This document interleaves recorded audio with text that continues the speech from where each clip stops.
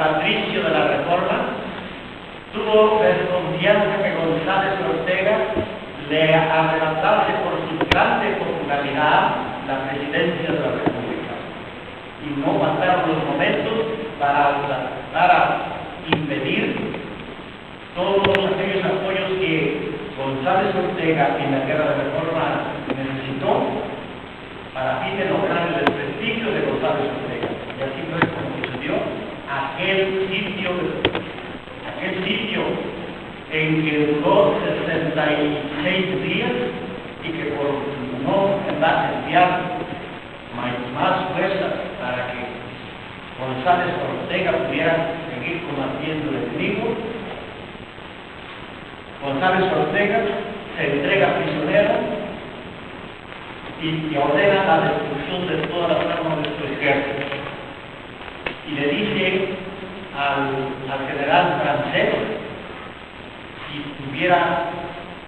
nos hemos venido a poner ácido posible, si tuviéramos ataque, no estuviera usted aquí. ¿Por qué tan fuertes las convicciones de González Ortega? Tanta convicción, tanta pasión por el liberalismo. Pues el liberalismo, decía el padre Salvador Rodríguez, un psicólogo, un filósofo, un teólogo, un psiquiatra, además de psicólogo, maestro del Seminario Mayor de Guadalajara, maestro del Instituto de Ciencias de los Jesuitas de Guadalajara, maestro del Tecnológico, rector del Seminario de Guadalajara y maestro de la Universidad Autónoma de Guadalajara, una persona de la cultura universal. Y don Luis Sandoval González, don Luis Sandoval Godoy, otro prominente escritor de la Casa aseguran que González Ortega, las convicciones de su liberalismo, de su fuerza política, las amamantó precisamente en el Seminario Mayor de Guadalajara, que era la doctrina que estaba en boga, tanto en Europa como también ya había pasado en los Estados Unidos. Para terminar, y ustedes desde el punto de vista histórico, viene la Revolución Mexicana iniciada en 1910, ya en este siglo, por Francisco I. Madero, y si algún municipio, entre otros muchos en Zacatecas, dio a la lucha de la Revolución Mexicana un gran número de hombres que entregaron todo lo que tenían, muchos de ellos hasta la vida, fue, creo yo, uno de los municipios más prolíficos. Y allí, la familia Carroca, una familia que padre de ellos, todos fueron militares, no militares improvisados, fueron militares todos de colegio. Y todos ellos, don Manuel Carroca, padre de Ignacio Carroca, de José Manuel Carroca, de don Pedro Carroca, y otro primo hermano de esta familia Carroca llamado Lauro G. Carroca, y aquí una lista de más de 30 personas que abrazaron las armas para defender la causa revolucionaria. Varios de ellos estuvieron presentes en la batalla, en la toma de Zacatecas, aquí en el Cerro de la Lupa, aquí en la ciudad de Zacatecas. Don Trinidad Cervantes, también del TEU, también gente que hacía equipo con los Carrocas, allí en la rotonda de los fuertes ilustres que está al pie del crestón, allí están sus cenizas y sus restos del general Trinidad Cervantes. No así los de don Pablo Carroca, que están precisamente en México, y que el gobierno, tanto los de González Ortega como los de don Pablo Carroca, el gobierno federal no permitió el tratado de los mismos. Cuando aquí, en la administración de José Rodríguez Díaz, se levantó la rotonda de los municipios.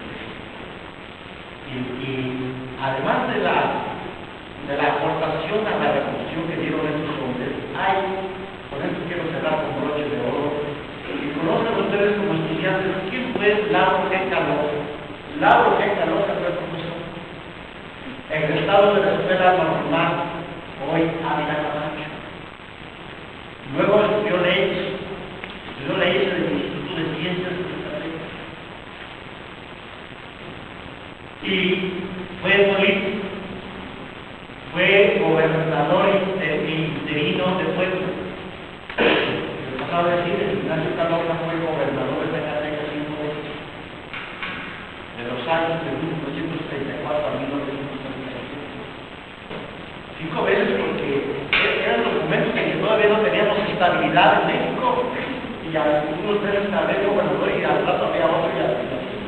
Él fue 5 veces gobernador de 1934 a 1937. Lauro G. Caloca fue gobernador interino de Puebla, pero su grandeza de Lauro G. Caloca es que a Lauro G. Caloca es el verdadero creador de la Escuela Rural Mexicana.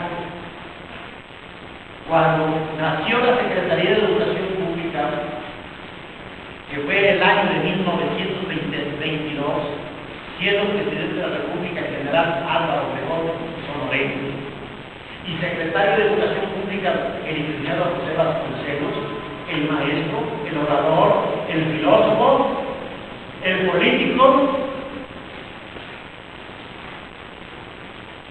José Vasconcelos se lleva a Zacatecas al Lauro G. Caloca, hombre justo, hombre preparado, hombre inquieto, hombre de proyección, y lo hace jefe del Departamento de Educación Indígena en aquellos momentos. Lauro Caloca, que conocía real la provincia, que conocía real y verdaderamente a la provincia mexicana, lanza su iniciativa al Ministerio de Educación Pública para la creación de la Escuela Rural Mexicana. Lo abandonado que estaba la campiña, no había escuelas, solamente ese privilegio prácticamente lo tenían las cabeceras municipales. No aquí en el medio rural. Lauro Caloca hace un proyecto donde lanza la iniciativa para crear la escuela rural. Vasconcelos los buenos ojos, lo pone a consideración de Obregón. Obregón acepta de primas a primeras, como se dice en el lenguaje popular, y la Escuela Rural Mexicana nace con un esplendor de oro en 1922 que tendría a ser la institución para redimir al pueblo de México que estaba en la plaza cultural y predominaba el analfabetismo en un gran o en un alto porcentaje.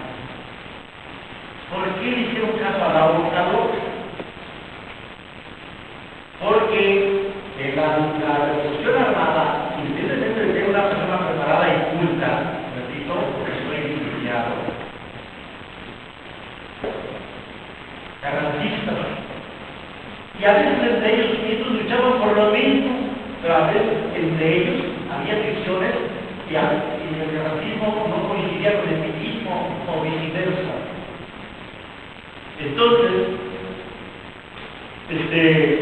Álvaro Obregón fue detenido por indicaciones de Villa, y seguro había tan fuerte fricción que Villa ordenó que fuera fusilado Álvaro Obregón. Y cuando Villa daba una orden, se cumplía, no había como que habría de decir. Entonces Lauro Caloca pensó que aquella orden de Villa iba a manchar la lucha revolucionaria de aquellos años, de esta revolución armada. Buscó la estrategia inteligente que tuvo que hablar con este corazón y con todas las personas que consideró necesario, y le salvó la vida a Obregón, ¿cómo? Simulando una muerte, que no fue tan grave. Claro, a Villa se dijo que se había jurado, pero no fue tan pura, fue una simulación. Obregón supo de este gesto de Lauro Caloca, y por Obregón, Lauro Caloca llegó a la Secretaría de Educación Pública como más. Entonces había una gratitud enorme, porque sabía a Obregón que a Lauro Caloca le daría la vida si no hubiera sido respetado por las órdenes de Dios. Esto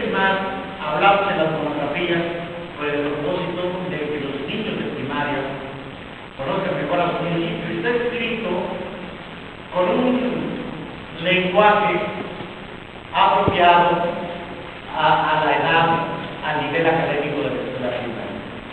Qué bueno sería que los 56 municipios ahorita existentes en Zacatecas, cada municipio tuviese su monitoría para que los zacatecanos conociéramos en plenitud toda la geografía, toda la historia, todo con qué recursos contamos, cómo es nuestra economía, nuestra política, etcétera, etcétera, de cada municipio y del mundo de cada.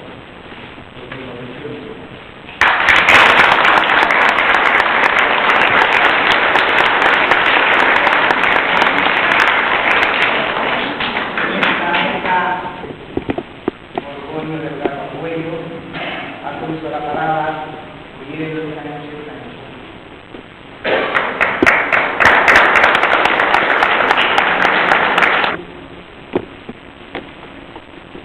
un deseo vehemente ya hace tiempo que nació en mi corazón, y ante ustedes que constituyen un auditorio juntos con las personas del presidio, un auditorio que me confunde ante esta confusión, y agradeciendo me escuchen, voy a leer el texto.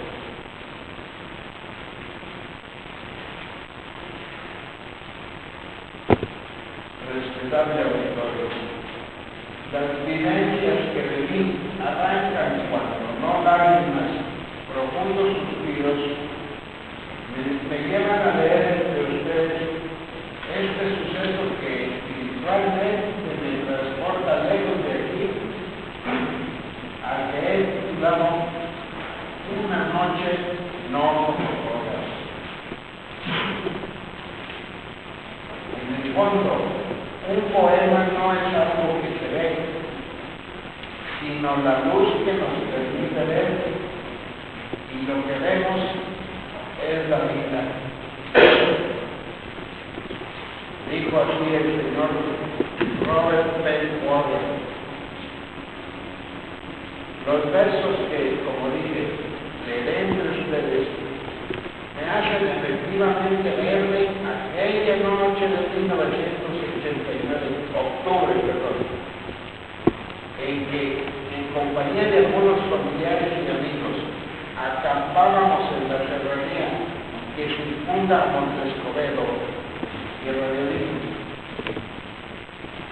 En aquel octubre, la tierra cobijaba muchas flores con el ramaje frondoso de sus árboles, y las llanuras de su proximidad gozaban a ver cómo las abejas, por miles, se posaban de una en una a otra flor para llevar sus canales unidos. Por esa época y región, la tierra no tenía sed, la naturaleza había sido pródiga en lluvias y el agua corría con limpieza en todas direcciones. A 50 metros de nuestro campamento, y seguro de que solo Dios había preparado aquel hermoso paisaje para solar de sus hijos, pasaba un sinuoso y escarpado arroyuelo, cuyo cauce comenzaba a no mucha distancia allá en la montaña más próxima. Cada piedra que la corriente mojaba, cada árbol que la misma había hecho que nos presumiera sus raíces, parecían un verso que juntos constituían el más divino y elocuente poema con que la naturaleza nos habla de Dios. Ya cuando la noche entonaba su más sonoro himno, y que solo la luna